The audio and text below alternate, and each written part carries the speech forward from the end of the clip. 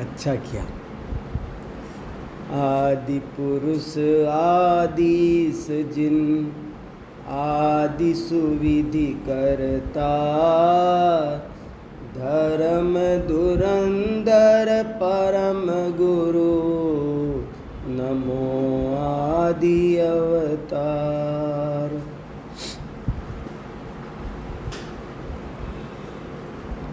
इन दिनों मेरे चित्त में भरत चक्रवर्ती बहुत विचरण कर रहे हैं।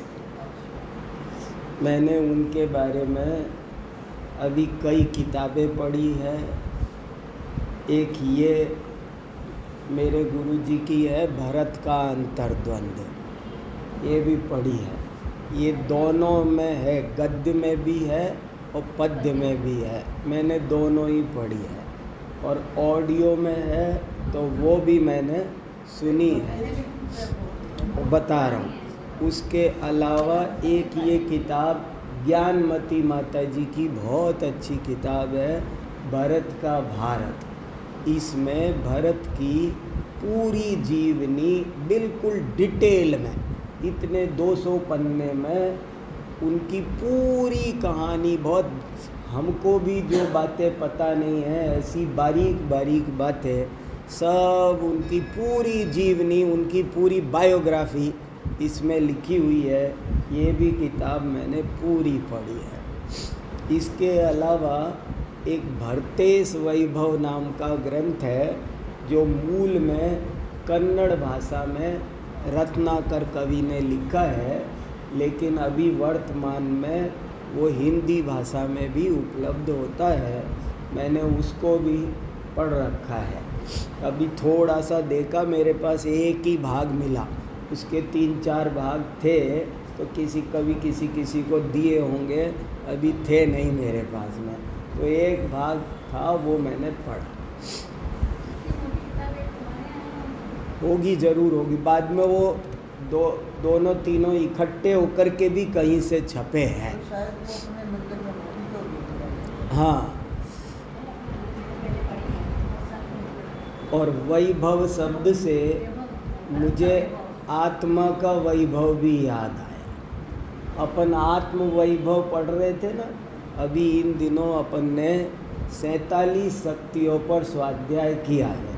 47 शक्तियों का मतलब है आत्मा का वैभव, और उसमें रखा भरतेश वैभव। और बड़ी बारीक बात यह है कि ग्रंथ को पढ़ो तो वहाँ ये बात साफ साफ एक बार नहीं 10 बार आई है कि एक तो ये बाह्य वैभव है और एक अंतरंग ज्ञानानंद का वैभव है। भरत चक्रवर्ती को इस सठखंड के वैभव से प्रीति नहीं है, इसमें रुचि नहीं है, जैसी उन्हें अपने अंतर आनंद की प्रतीति है। ऐसे करके भी मुझे इनका स्मरण बहुत आता रहा। और कई दफ़े जब अमेरिका से लौटते हैं ना तो रात को नींद नहीं आती है कई दिन, तो 2-4 दिन शुरू में नींद नहीं आई।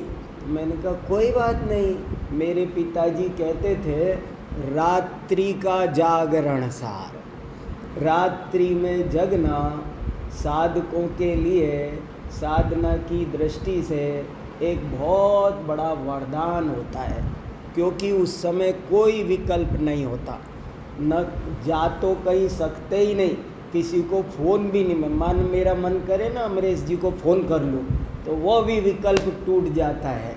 उस समय ना कोई आएगा ना जाएगा, ना हम जा सकते ना हम आ, तो बहुत बढ़िया उपयोग रहता है निराकुल, और आप पूरी तरह तत्व चिंतन में डूब सकते हो।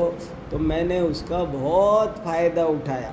मुझे तो कितने ही लोग तो कहते हैं वहाँ से आके परेशानी होती है, और मुझे तो वहाँ से आके 8 रातें मेरी मंगलमय हो जाती। मैं बता नहीं सकता मुझे कितना आनंद आता।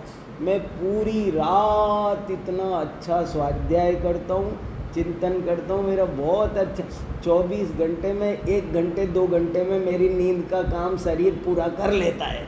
और बोरे बाद मैं निद्रा विजयी बन जाता हूँ। और मुझे याद आता है कि कैसे मुनिराज कम निद्रा में काम कर लेते होंगे। मैं ईमानदारी से कह रहा हूँ, मुझे बहुत अच्छा लगता है, आकुलता नहीं होती। और बहुत, तो मैंने उस समय भी ये भरत के अंतर्द्वंद को पूरे को शांति से सुना। आप लोग भी उसे सुनकर देखोगे ना तो आपको बहुत आनंद आएगा, बड़ी शिक्षा मिलेगी। मैं तो ऐसे लगता था जैसे मैं उन्हीं के साथ हूँ, वहीं घूम रहा हूँ। वो सारी घटनाओं में मुझे लगता था मैं सम्मिलित हो रहा हूँ, ऐसे मुझे फीलिंग आती थी। ये सब मैंने पढ़ा और ये सब मेरे चित्त में घूम ही रहा था। ये घूमते घूमते अभी पिछले दिन विजयादशमी आ गई। तो विजयादशमी के बारे में भी ऐसा लिखा है भरतेश वैभव में। भरतेश वैभव में एक पूरा का पूरा अध्याय है बड़ा, उसका नाम है दिग्विजय संधि। उस दिग्विजय संधि में ये लिखा है कि भरत चक्रवर्ती ने आश्विन शुक्ला दशमी को दिग्विजय हेतु प्रस्थान किया था और इसलिए ये दिन पूरे विश्व में विजयादशमी के नाम से जाना जाने लगा। ये बात वहाँ साफ साफ लिखी है। लेकिन मैंने थोड़ी, अपन आदत है, रिसर्च स्कॉलर हैं तो आदत है थोड़ी खोजबीन करने की। तो मैंने कहा दुनिया में तो ये प्रसिद्ध है कि आज के दिन राम ने रावण पर विजय प्राप्त की थी, इसलिए विजयादशमी है। और ये बात तो मैंने आज तक कभी किसी जैन सभा में भी नहीं सुनी, किसी जैन पंडित से नहीं सुनी, और कोई बताता नहीं है। और ये क्या मामला है? तो मैंने थोड़ी सी रिसर्च करने की कोशिश भी की, और मैंने जब रिसर्च की तो आप ताज्जुब करोगे, मुझे कई प्रमाण मिले। एक राजस्थान यूनिवर्सिटी में हिस्ट्री के प्रोफेसर थे, रिटायर हो गए, अभी 89 89 वर्ष के वे हैं और मालवीय नगर में वो रहते हैं। और उनका मुझे एक लेख मिला, मैंने उनसे फ़ोन पर भी बात की कि आपने ये सब क्या लिखा, कहाँ से लिखा। दुनिया तो कहती है कि विजयदशमी ये है, लेकिन उन्होंने बहुत साफ साफ लिखा है कि भाई देखो, आज के दिन राम ने रावण पर विजय प्राप्त नहीं की थी, ये वाल्मीकि रामायण में बिल्कुल नहीं लिखा है। देखो साफ, मैं उनकी लाइन उनकी पढ़ के सुना रहा हूँ। सामान्य जन धारणा यह है कि रावण की मृत्यु विजयदशमी को हुई थी और उसके बाद दीपावली के दिन राम वापस अयोध्या लौटे थे।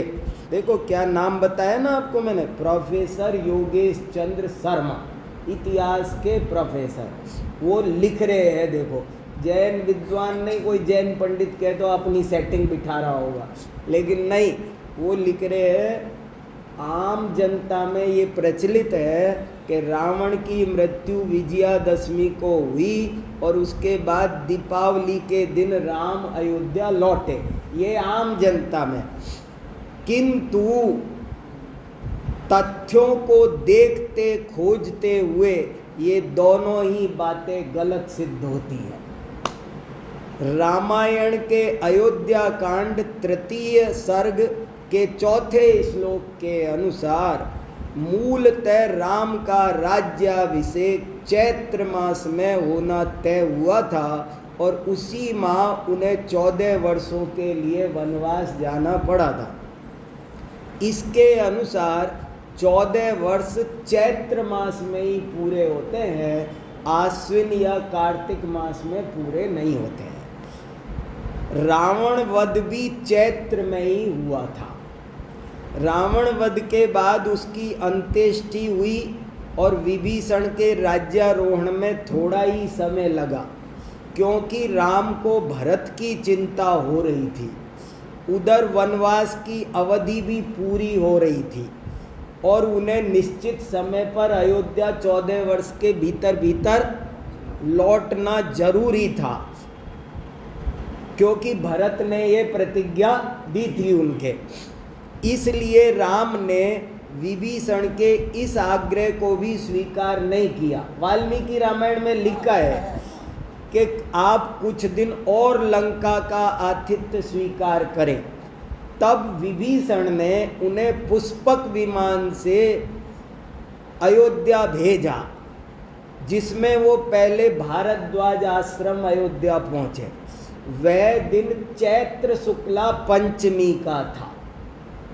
इस प्रकार चैत्र में ही रावण वध हुआ और इसी माह में राम वापस अयोध्या आए। इस घटना से यही प्रतीत होता है कि दशहरा तथा दीपावली का राम कथा से कोई संबंध नहीं है। दशहरा और दीपावली तो पहले से लोकप्रिय होने के कारण बाद में किसी वैदिक कवि ने इनके साथ राम कथा को जोड़ दिया। देखो, अब आप देखो, मैं साफ साफ एक रिसर्च जर्नल कलकत्ता से निकलता है, वैचारिकी नाम की पत्रिका, भारतीय विद्या मंदिर से, अप्रैल 2013 का अंक है, पेज 22 पर यह लेख छपा है। आप सब विद्वान हैं, मैं कहना चाह रहा हूँ, सोचो इतिहास कितना बदल जाता है, हम कितने, और अभी किसी से कहो ना तो लोग, मैं कहूँ तो लोग मेरा विरोध कर, अरे आप दशहरे को जबरदस्ती जैनों से जोड़ रहे हो। मुझे लड़ना नहीं है, जिद नहीं करना है, लेकिन इन बातों का क्या करूं। हाँ, रविंद्रनाथ टैगोर ने, जो नोबेल पुरस्कार विजेता हैं, उन्होंने साफ साफ लिखा है कि दिवाली क्यों मनाई जाती है, इसकी खोज करो तो प्राचीनतम प्रमाण भगवान महावीर के निर्वाण का मिलता है और कोई नहीं, और तो सब बाद में जोड़ी हुई बातें हैं। खैर, जो भी हो, जैसा भी हो, पर पर्वों पर मैं सोचता हूँ कि किसी रिसर्च स्कॉलर को एक बार थीसिस तो लिखनी चाहिए। जैन दृष्टिकोण क्या है? जैन लेखक, जैन आचार्य कभी भी लौकिक पर्वों के विरोध में नहीं बोलते रहे। यहाँ तक कि होली भी आती है ना, तो अब के ऐसी होली मनाऊं, होली खेले मुनिराज, ज्ञान गुलाल, माने लोक विरोध में चलना, ये भी जैन साधकों का उपदेश नहीं है। यद्यपि शुद्धम लोक विरुद्धम ना करणीयम नाचरण, लोक विरुद्ध कोई काम नहीं करना चाहिए, ये बात बार बार जैनाचार्यों ने कही है। तो इन सब घटनाओं से लेकर के मेरे चित्त में भरत चक्रवर्ती बहुत घूम रहे हैं, तो मैंने सोचा आज थोड़ा सा आपके साथ भरत चक्रवर्ती के बारे में ही स्वाध्याय किया जाए। आप भी बद्रीनाथ जाकर आ रहे हो, तो मैंने सोचा आदिनाथ भगवान की जीवनी से तो आप सब परिचित हो ही, बद्रीनाथ भी आदिनाथ भगवान का गढ़ है। तो भरत चक्रवर्ती कौन थे, इसकी जीवनी में पढ़ता हूँ तो कितनी बातें तो आपको पता है, पर फिर भी कुछ कह पाऊँगा तो कह पाऊँगा, थोड़ी थोड़ी चर्चा करते हैं, उनका पुण्य स्मरण करते हैं। मैं ये चाहता हूँ कि हमको हमेशा भरत चक्रवर्ती याद रहना चाहिए। कुछ ऐसे उनकी व्यक्तित्व में खासियत है, अपने बच्चों को सुनाओ, यदा कदा उसके नाटक दिखाओ, यदा कदा उसकी कहानी दिखाओ, अपने वहाँ कन्या विद्यालय में कन्याओं से नाटक कराओ, यहाँ होता हो तो यहाँ कराओ, लेकिन भरत चक्रवर्ती भूलने लायक एक भी दिन नहीं है। भरत चक्रवर्ती का मतलब, बड़े महाराज जी तो हर सभा में भरत जी घर ही में वैरागी, जो जल बीच कमल अंतपुर नाई भये वेर। क्या कितना गजब का भजन है, कितनी सारी बातें उनकी है। वो ताज्जुब होता है कैसे वे भरत चक्रवर्ती थे। दो कोड़ 18 तुरंग है जाके, कोड़ 84 पागी, लाख 84 गजरथ सो है, तो भी भये नहीं रागी। 3 कोड़ गोकुल घर सोए, 1 कोड़ हल साजे, 9 निधि रत्न 14 घर जाके, मन वांछा सब भागी। 4 कोड़ मण नाज उठे नित, लोण लाख 10 लागे। 10 लाख मन नमक लग जाता है।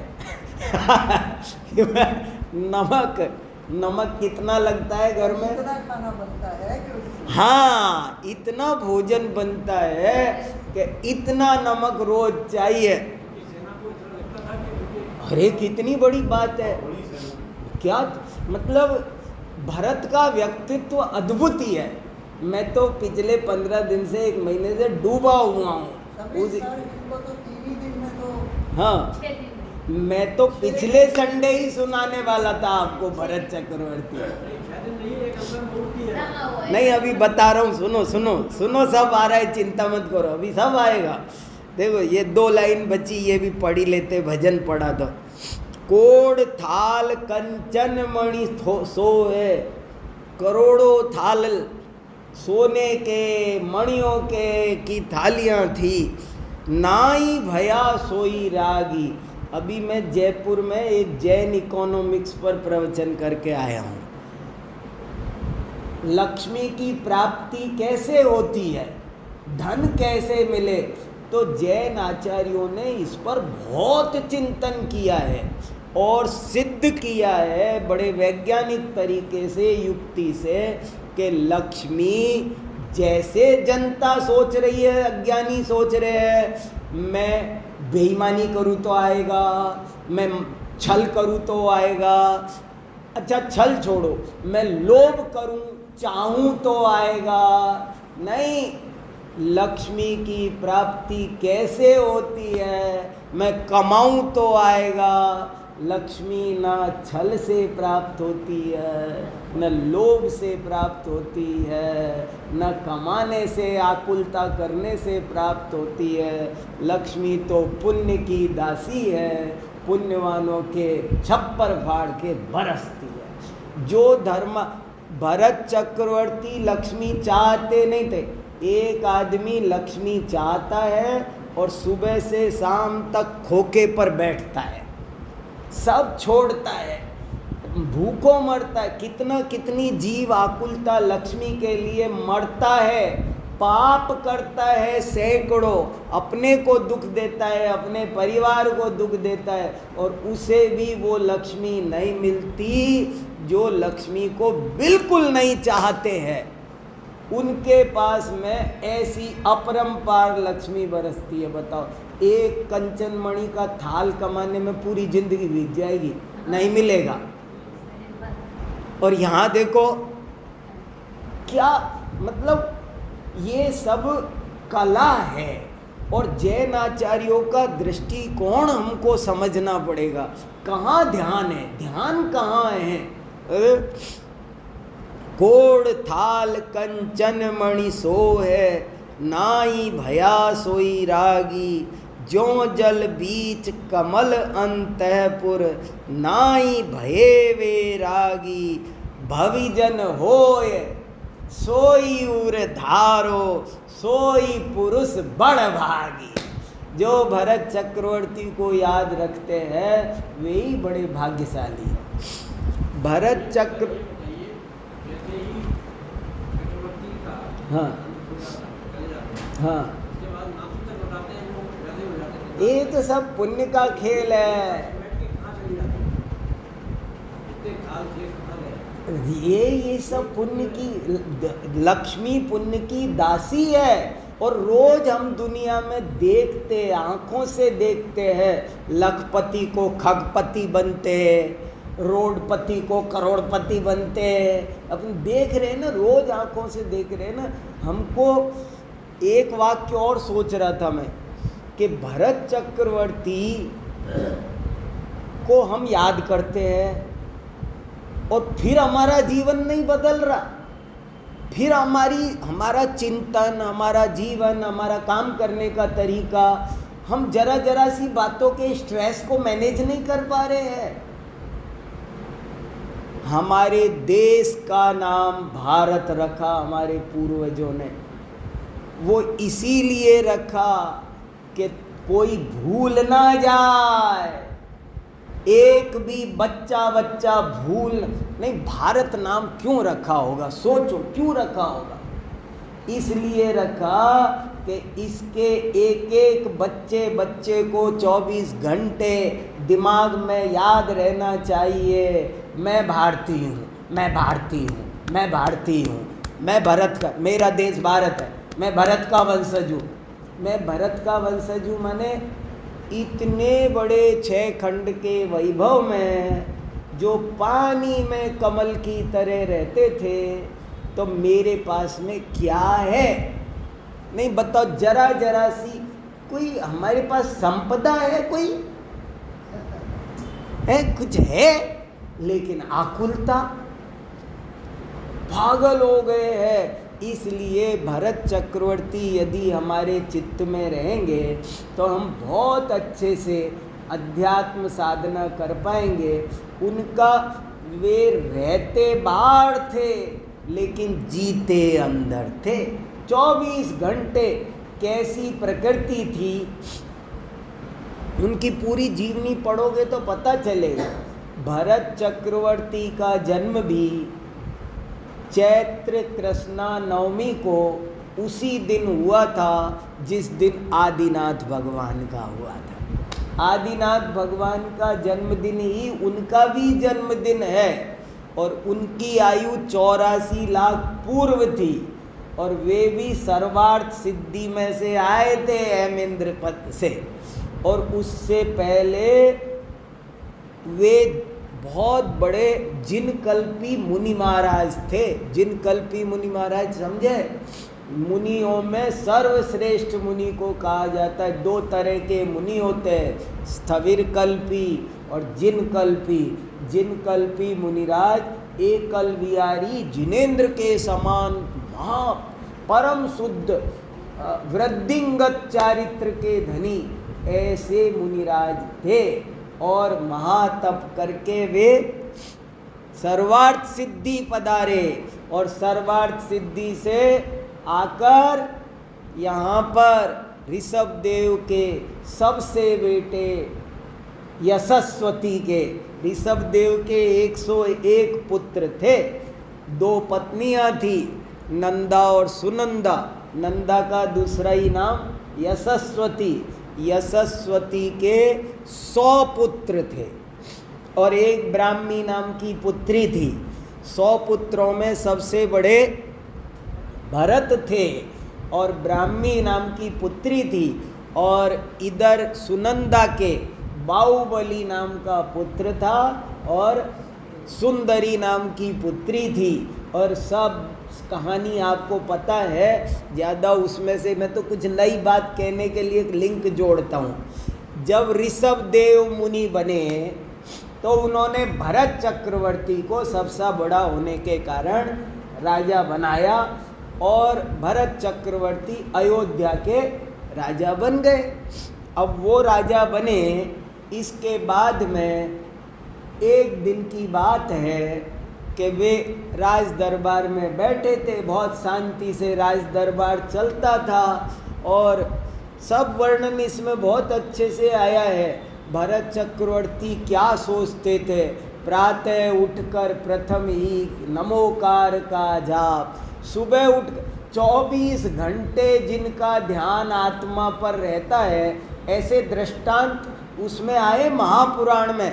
एक दृष्टांत ऐसा आया है कि किसी आदमी ने कहा, भरत चक्रवर्ती घर में ही वैरागी, इतने बड़े वैभव, छान में 1000 रानियाँ, बेवकूफ़ी की बातें कर रहे हो, हमारी समझ में नहीं आता, ऐसे नहीं हो सकता।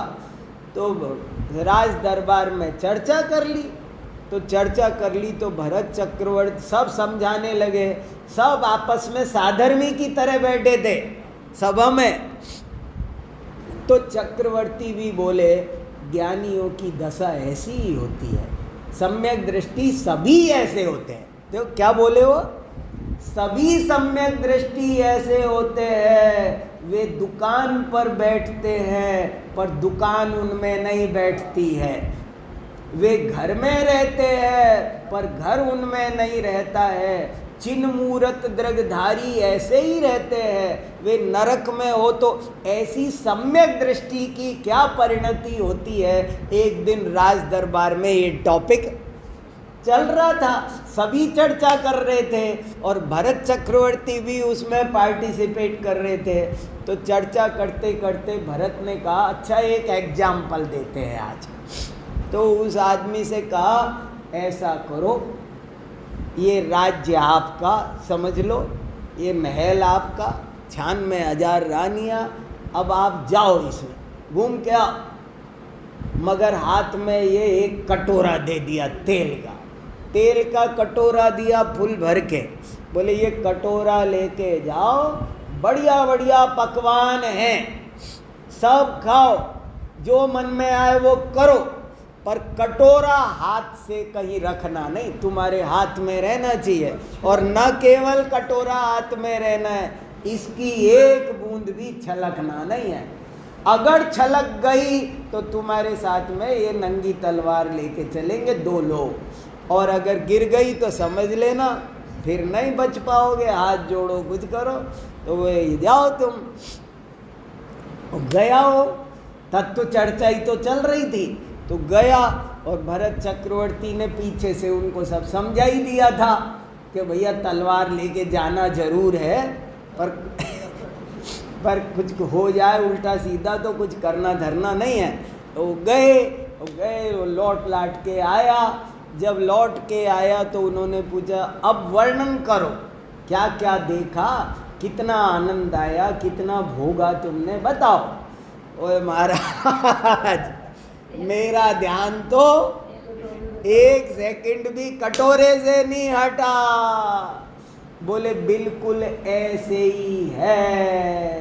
ज्ञानियों की परिणति, सम्यक दृष्टि की परिणति कभी एक पल भी आत्मा से हटती नहीं है। आप समझ रहे हो मैं आपसे क्या कहना चाह रहा हूँ? वसंत कुंज की शास्त्र सभा है ना ये, हमारा ध्यान एक पल भी आत्मा से ना हटे, ये मैं कहना चाह रहा हूँ। अब ये मनुष्य भाव मिला, इतना बढ़िया मौका मिला, ऐसा स्वाध्याय कर रहे हैं। जरा अपने अपने मन में सोचो, हम खाना खाते हैं तब अपने को कैसा लगता है? जब अपने बेटे को पोते को गोदी में खिलाते तब कैसा सोचो। नहीं मतलब अपने को, यही तो चेकिंग पॉइंट है ना। चेकिंग पॉइंट ये है डीके जैन साहब कि जब आप अपने पोते को गोदी में खिला रहे हो तब आपकी अंतरंग परिणति में कहीं ध्यान अंदर जा रहा है कि नहीं जा रहा है, मुझे आपसे पूछना है, और आपसे नहीं मुझसे पूछना है। अच्छा जब मैं नोट गिन रहा हूँ, मान लो मेरे पास तिजोरी है, कुछ गिन रहा हूँ नोट, उस समय मेरे क्या चल रहा है? गुदगुदी। हाँ ये हमारी आत्म साधना कैसी चल रही है, इसके लिए मैं आज भरत चक्रवर्ती को याद कर रहा हूँ। इसमें वर्णन आया, भरत चक्रवर्ती भोजन करने बैठते हैं, आए दिन की घटना है। भरत चक्रवर्ती भोजन कर, भरतेश वैभव पढ़ो पूरा, अद्भुत पता चलेगा। बात वहाँ युद्ध चल रहा है, क्या क्या क्या क्या हो रहा है, दिग्विजय चल रही है। और भरत जी वो सुबह देखो, दोपहर देखो, शाम देखो, जब देखो तब वहाँ कुछ, इनको इन साहब को देखो तो ये ऐसे ही बैठे मिलते हैं। जब देखो तो कोई कह रहा साहब उधर से टेंशन आया, वो स्ट्रेस आया, इनको कोई स्ट्रेस ही नहीं होता है। कोई भी समाचार भरत के चित्त रूपी समुद्र में एक कंकड़ डलने जितनी भी चंचलता पैदा करता नहीं है। ये क्या है और हम क्या हैं, कहाँ हम? जरा जरा सी बात पे, जरा जरा सी बात पे, जरा जरा सी बात पे आंदोलित। उसमें आया कि भरत चक्रवर्ती भोजन करने बैठे, तो भोजन थाली लगी हुई है, भोजन लगा हुआ है और वो बैठे ही हुए हैं, भोजन ही नहीं कर रहे हैं। तो आँख बंद है, ऐसे लगा किसी को, और गहरे आत्मानुभूति में डूब गए हैं, शरीर शिथिल हो गया है। तो पटरानी सुभद्रा ऐसे करती है, क्या हुआ, सो गए आप तो, रात को नींद नहीं लगी क्या ठीक से, क्या कि राजकाज की कोई चिंता सता रही, खाना लग गया कब का, खाना क्यों नहीं खाते? अरे बोले कुछ नहीं, नींद वींद की कोई प्रॉब्लम नहीं, ना राजकाज की कोई चिंता है, मैं तो बस ज़रा 2 मिनट अपनी आत्मा को ये समझाने लगा कि अरे आत्मन, ये जो दाल साग रोटी भात है ये तो शरीर का भोजन फुदगल का, तेरा इससे क्या लेना देना, तू तो ज्ञानामृतम भोजनम तू ज्ञानामृत भोजी है। और कैसा ध्यान करते, स्ट्रेस नाम का, स्ट्रेस का ऐस उनकी जिंदगी में नहीं था। कैसे ऐसे वर्णन आया है महापुराण में कि जब वे सामायिक करते थे खड़े खड़े तो हाथों की अंगूठियां गिर जाती थी। कैसे गिरेगी, सोचो कैसे गिरेगी, आपकी हमारी गिर सकती है? क्यों नहीं गिरती? लाख करो, हम स्ट्रेस लिए बिना रहते नहीं हैं। और वो जब ध्यान करते थे, ये शरीर ढीला क्यों होता है? ये अंगूठी ऐसे निकाल, कोई ऐसे होता है ना, ये महिलाएं वो साबुन वाबुन लगा के निकालती है ना, कुछ करती है, कोमल करती है ना हाथों को। तो जब वो ध्यान करते थे तो शरीर इतना शिथिल हो जाता था कि अंगूठियां अपने आप नीचे गिर जाती थी। क्या उनकी जिंदगी थी। तो एक दिन राज्यसभा में बैठे थे, राज्यसभा में बैठे थे तो एक साथ 3 दूत आए दौड़े दौड़े, महाराज की जय हो, महाराज की जय हो। एक बोला, महाराज पुत्र रत्न की प्राप्ति हुई है, बधाई हो। दूसरा बोला, तुरंत बोला, महाराज की जय हो, आज तो आयुधशाला में चक्र रत्न प्रकट हुआ है। तीसरा तुरंत, महाराज की जय हो, आज तो ऋषभदेव को केवल ज्ञान प्राप्त हुआ। 3 समाचार एक साथ आए। अब देखो, अपनी भी सोचो, सोचते जाओ, कंपैरेटिव स्टडी कंपैरेटिव स्टडी। तो भरत चक्रवर्ती सबसे पहले वहीं उठकर समोसरण की दिशा में 7 कदम आगे बढ़ते हैं और पहले परोक्ष प्रणाम करते हैं और सबसे कहते हैं तैयार हो जाओ, सबसे पहले हम समोसरण चलेंगे, केवल ज्ञान की पूजा करेंगे, अरिहंत की पूजा करेंगे। वे वहाँ जाते हैं, हमारी सारी आसक्तियाँ टूट जाए, सारा ये हम किन चक्करों में उलझे हुए हैं, इन परिग्रहों के चक्कर में, इन चक्करों में, घर गृहस्थी के चक्कर में हमने जन्म जन्म भटके हैं। इसलिए मैं भरत को याद दिला रहा हूँ, इनको भूलो मत, ये हमारे लिए बहुत ज़रूरी है। फिर क्या, सब छूट जाए पर धर्म को कभी सेकंड पोजीशन पर भरत ने नहीं रखा। हम जरा जरा सी बात पर धर्म को सेकंड कर देते हैं। उन्होंने कहा धर्म ऑलवेज फर्स्ट, बाकी जो होता हो। तो सबसे पहले समोसरण गए, बड़ा अच्छा वर्णन है उसका। वहाँ पर उन्होंने बहुत अच्छे से वंदन किया, दिव्य ध्वनि सुनी, सब कुछ हुआ करने। और जब वहाँ पहुँचे तो सभी लोग पहुँचे, 101 पुत्र पहुँचे, सारी अवधपुरी पहुँची और भी पहुँचे। और वहाँ पर ब्राह्मी सुंदरी ने और भरत के 99 भाइयों ने दीक्षा ले ली, मुनि ले ली, मुनि बन गए। और उन भरत से छोटे भाई का नाम था वृषभसेन। सबसे बड़े भाई का नाम था भरत, उससे छोटे का नाम था वृषभसेन, उससे छोटे का नाम था विश्वकर्मा। 100 पुत्रों के नाम है मेरे पास, इसमें भी लिखे हुए हैं सब। कभी कभी पढ़ तो लो क्या दुनिया। तो फिर बाद में सब ने वहाँ मुनि दीक्षा, निर्ग्रंथ दिगंबर मुनि दीक्षा धारण कर ली। भरत चक्रवर्ती स्तुति की, सब कुछ की, और भाव तो खूब बने। लेकिन जैसा योग था, चक्र रत्न प्रकट हुआ था, तो दीक्षा कैसे होती।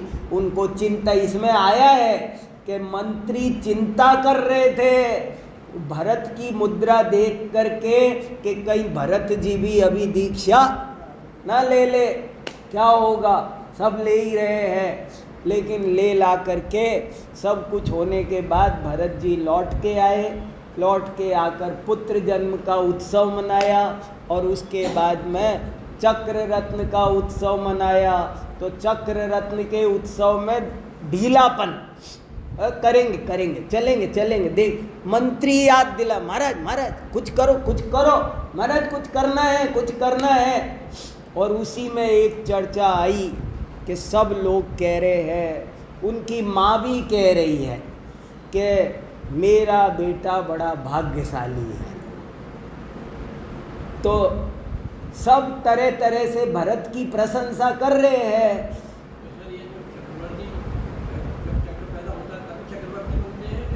नहीं, पहले से चक्रवर्ती नहीं है। पहले चक्र रत्न पैदा होता है, बाद में वे दिग्विजय के लिए निकलते हैं, और पूरी दिग्विजय करके लौट के निर्विघ्न सुरक्षित आकर आसन पर बैठ जाए, तब चक्रवर्ती बनते। 60,000 वर्षों के लिए निकल। भरत चक्रवर्ती को 60,000 वर्ष लगे थे।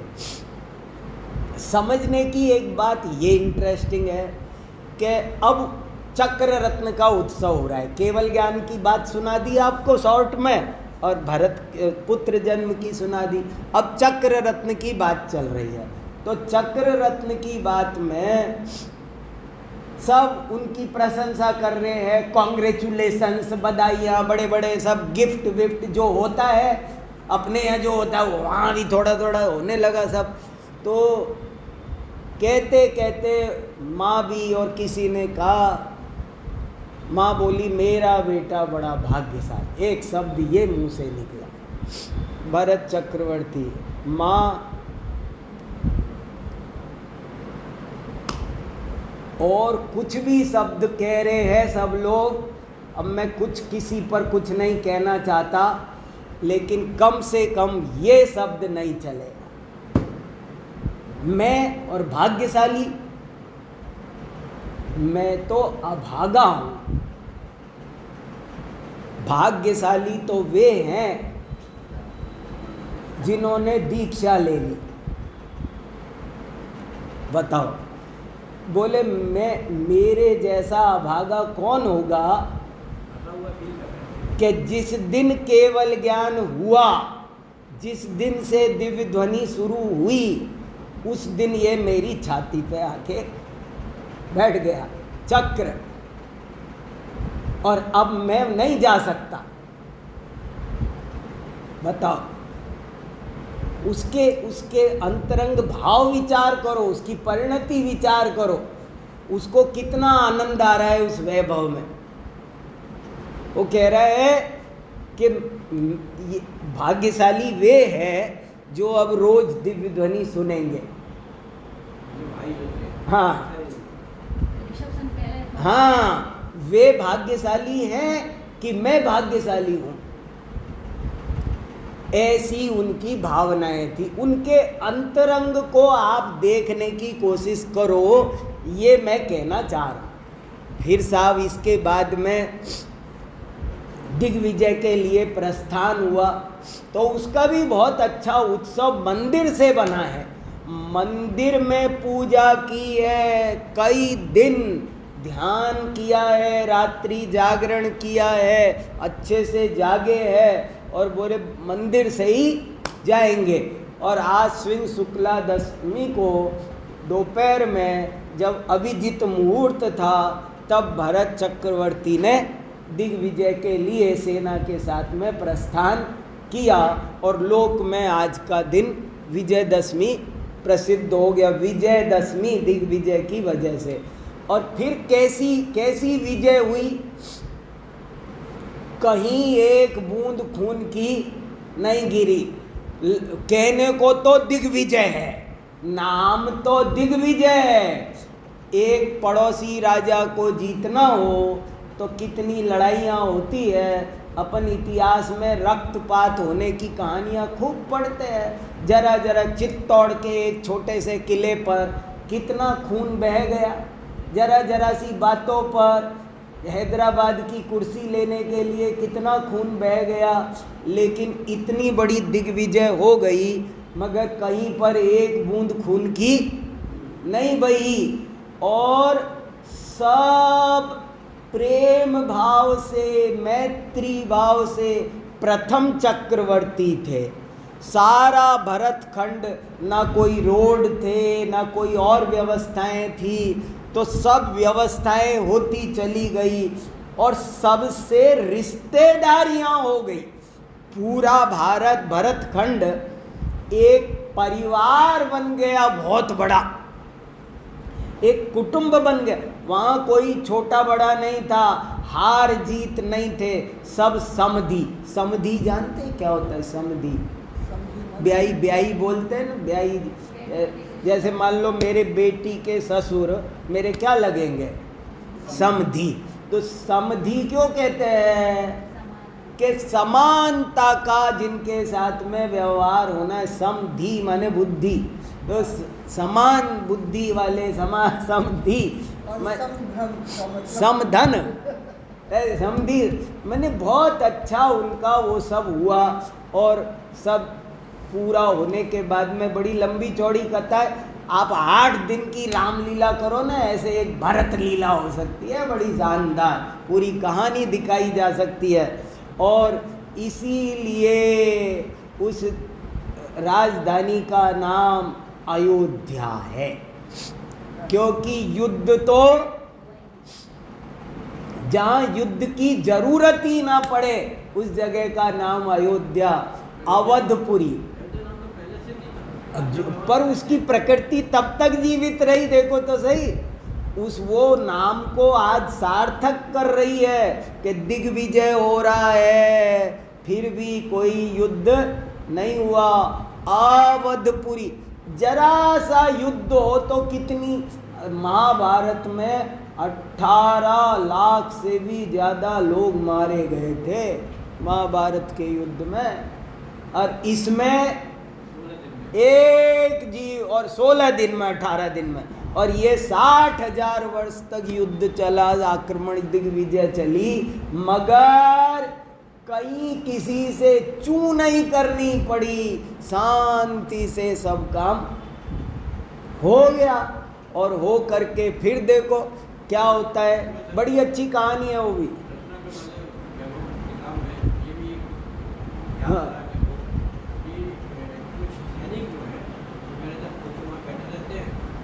ये आ रही है बात, ये बात आ रही है अभी के बाद। इसके बाद क्या होता है, जब वे दिग्विजय करते, मैं तो ये कह रहा कम से कम कोई 2-3 घंटे की बढ़िया मूवी बनाओ, किसी डायरेक्टर को पकड़ करके, ये पैसे का सदुपयोग है, किसी अच्छे लोगों को पकड़ करके, भाई साहब नरेश जी एक भरत चक्रवर्ती की मूवी बनवा दो, आप करेंगे कुछ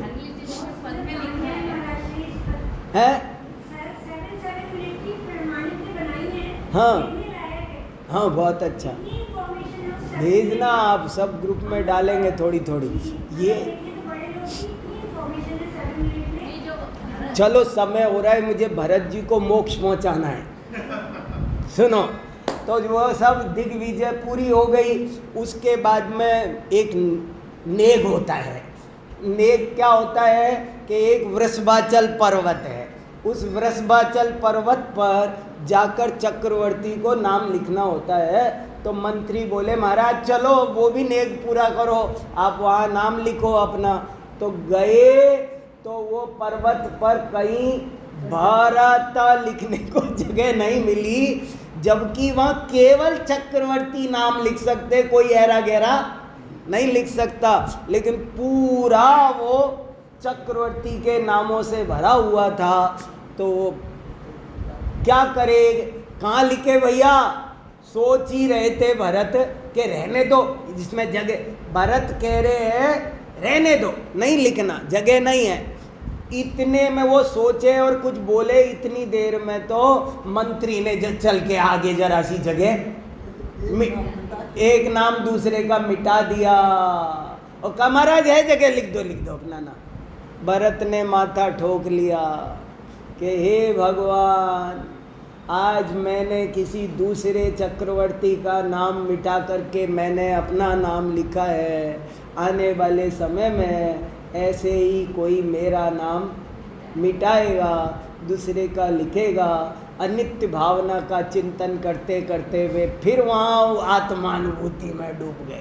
वे तो कदम पर वे तो दिन में बार बार आत्मानुभूति करते रहते थे। जैसे कछुआ होता है और जरा सी कोई बात होनी चाहिए मुंह अंदर कर लेता है, हाथ पैर समेट लेता है। भरत चक्रवर्ती की आदत ऐसी ही थी। लौट करके जब आए अयोध्या में तो बाहुबली के साथ में जो कहानी हुई वो भी आपको पता है। कुछ कवियों ने अलग ढंग से भी लिखा है। किसी ने तो कहा उनमें लड़ाई हुई, किसी ने कहा लड़ाई नहीं हुई। ऐसे दोनों तरह से बातें सुनने को मिलती है, पर जो भी हुआ उसके वो सब आपको पता है। समय भी नहीं है, नहीं तो मैं उसको भी रस लेकर सुनाना चाहता हूँ, बहुत इम्पोर्टेंट चर्चा है। लेकिन फिर बाहुबली को वैराग्य हो जाता है और बाहुबली भी दीक्षा ले लेते हैं, वे मुनि बन जाते हैं। वे मुनि बन गए। अब क्या करते, उन्होंने भी साल भर का उपवास अपने पिताजी की तरह ले लिया और खड़े हो गए ध्यान में। साल भर बाद बाहुबली को केवल ज्ञान होता है। भरत चक्रवर्ती फिर केवल ज्ञान की पूजा करने जाते हैं, फिर आते हैं और आकर के फिर समाचार मिलता है कि ऋषभ देव को निर्वाण की प्राप्ति हो गई।